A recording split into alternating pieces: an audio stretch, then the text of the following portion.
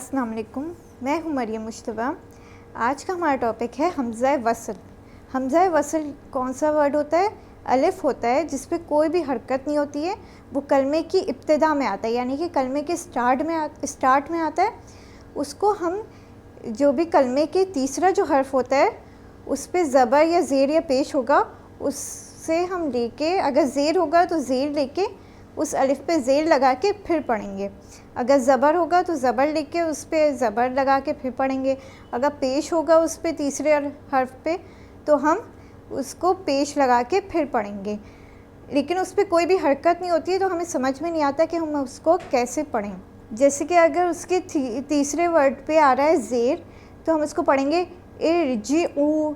इसको हमने लिखा है इरजिऊ नहीं लिखा है, खाली अलिफ़ लिखा है, अलिफ़ पे कोई भी हरकत नहीं है।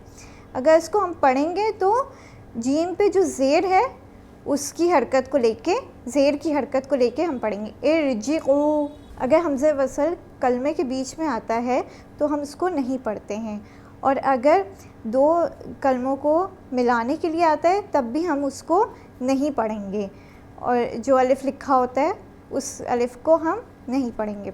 लेकिन अगर कलमे के इब्तिदा में आता है और अलिफ़ के साथ लाम आ रहा हो तो हम उसको ज़रूरी है कि हम उसको ज़बर लगा के ही पढ़ेंगे, जैसे अल्हम्दुलिल्लाहि रब्बिल आलमीन। इंशाल्लाह हम अगले एपिसोड में अगले टॉपिक पे आएंगे।